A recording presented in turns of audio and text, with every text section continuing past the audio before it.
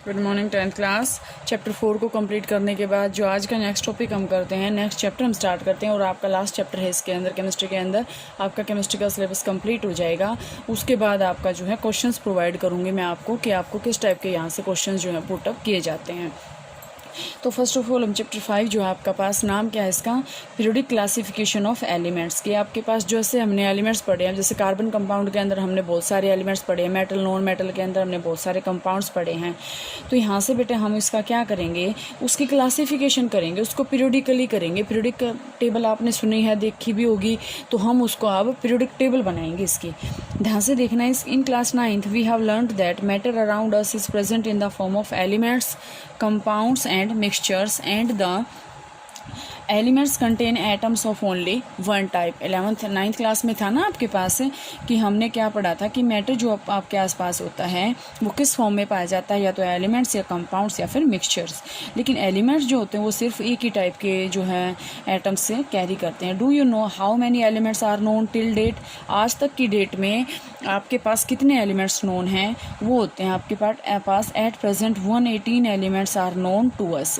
आपके पास यहाँ तक 118 एलिमेंट्स जो हैं वो हम जान चुके हैं उनको, मतलब 118 एलिमेंट्स की स्टडी हो चुकी है। All these have different properties, सभी की डिफरेंट प्रॉपर्टीज। अब जैसे हम कार्बन की और हाइड्रोजन की प्रॉपर्टीज़ को स्टडी करें, क्योंकि हमने कार्बन भी पढ़ लिया, हाइड्रोजन भी पढ़ लिया, सोडियम पढ़ लिया, मैग्नीशियम पढ़ लिया, तो मतलब जितने भी 118 एलिमेंट्स हैं सबकी प्रॉपर्टी अलग अलग है। इन 118 जो एलिमेंट्स हैं इसमें से 98 एलिमेंट्स जो है ना वो नेचुरली अकरिंग हैं। नेचुरली अकरिंग का मतलब नेचर ने हमें दे रखा है, लेकिन रिमेनिंग जितने भी बच गए ना वो आपके पास क्या है, मैन मेड हैं। आगे हम पढ़ेंगे। As different elements were being discovered, scientist gathered more and more information about the properties of these elements. जितने ज़्यादा एलिमेंट्स डिस्कवर हुए तो साइंटिस्ट ने क्या किया, उसके बारे में और इन्फॉर्मेशन निकालनी शुरू कर दी। They found it difficult to organise all that was known about the elements. उनको मतलब मुश्किल हो गया कि उसको हम अरेंज कैसे करें। On the basis of they started looking for some pattern in their properties. उन्होंने फिर क्या किया, कुछ एक एलिमेंट्स की जो है प्रॉपर्टीज़ को स्टडी करना शुरू किया, तो कुछ एक प्रॉपर्टी सेम आई तो उन्होंने उनको अलग रख दिया। जैसे हम क्लास में बाइफर्केशन सभी करते हैं, जैसे जो इंटेलिजेंट बच्चे हैं उनको एक्स्ट्रा काम दे देते हैं, तो टीचर को कैसे पता चलता है, जब उनके बारे में पढ़ते हैं या मतलब जो है उनके बारे में मतलब उनको पता चलता है कि हाँ भाई ये बच्चे अच्छे से काम कर रहे हैं तो ये इंटेलिजेंट है, तो वो जो है उन्होंने बाइफर्केशन कर दिया उसका। On the basis of which they could study such a large number of elements with ease. मतलब वो आसानी से जो है बहुत सारे एलिमेंट्स को जो है स्टडी कर पाई। इसके बाद जो इसमें हैं ट्रायड्स आएंगे। Making order out of chaos, early attempts at the classification of elements, की जो है क्लासिफिकेशन की ज़रूरत क्यों हुई। We have been learning how various things or living beings can be classified on the basis of their properties।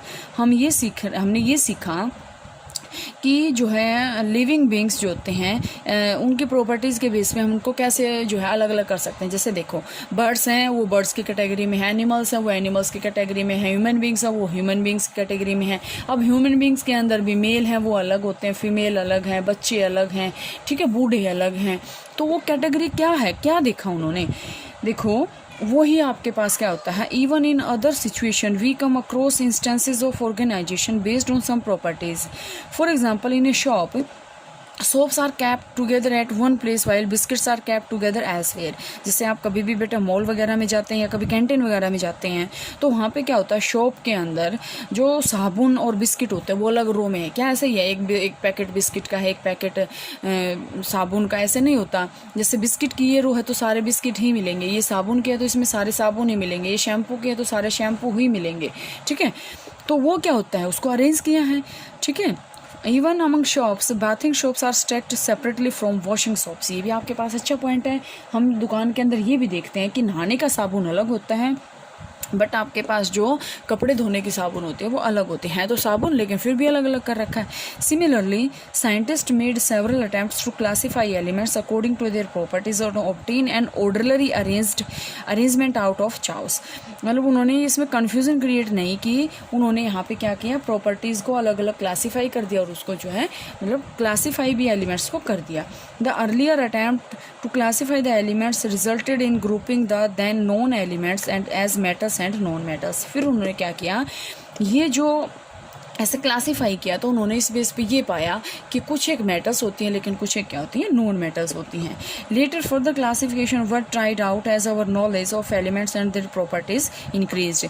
अब जो है आगे आपके पास जो आएंगे तो उसमें आपके पास प्रॉपर्टी जो है अलग अलग इंक्रीज होती जा रही हैं, तो उसके अंदर ये जो है यहाँ से आपके पास मतलब इंक्रीजिंग प्रॉपर्टी के बेस पे उसको निकाल दिया और वहाँ से उसको क्लासीफाई कर दिया। डोबरनियर ट्राइड्स है वो आपके पास मैं कल करवाऊंगी, इतना आप एक बार पढ़ोगे। अब पढ़ने का इसमें ये है कि क्लासीफाई एलिमेंट्स को करने की ज़रूरत क्यों पड़ी। यहाँ से कोई ये सोचे कि यहाँ से क्वेश्चन नहीं बनेगा, यहाँ से भी 2-3 क्वेश्चन बनेंगे, मैं आगे बताऊँगी आपको। तो यहाँ तक आप करोगे, नेक्स्ट जो है कल करते हैं।